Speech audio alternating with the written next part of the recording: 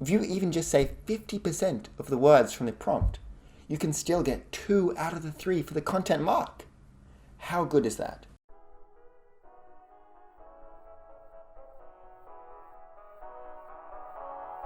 Hi, I'm Max from eCoach PTE, and welcome back to our Quick Tips video series.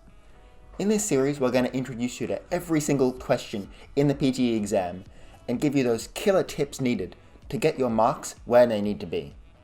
There's going to be a video for every single question, so make sure you stay tuned to get every single tip you need to maximize your marks. In addition, on this channel we'll have even more useful videos giving you tips to actually maximize your marks with breakdowns of marking, vocabulary, and in-depth examples. So make sure you like and subscribe to our YouTube channel, and like our Facebook page, eCoach PTE, in order to get every piece of advice you need to boost your PTE. So today's question is repeat sentence. This is one where you can really build up a lot of marks using our tips.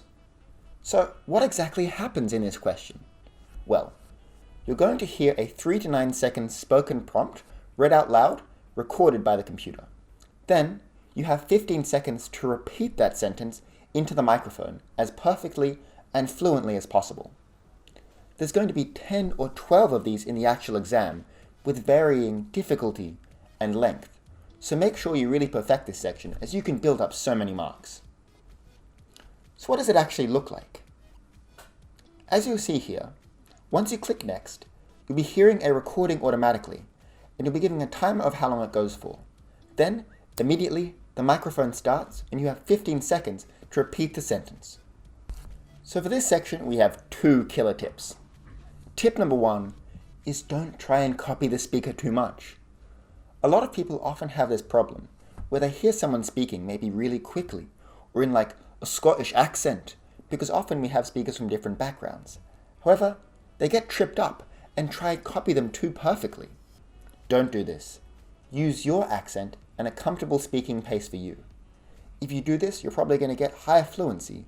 It'll actually be easier for the marking computer to understand you.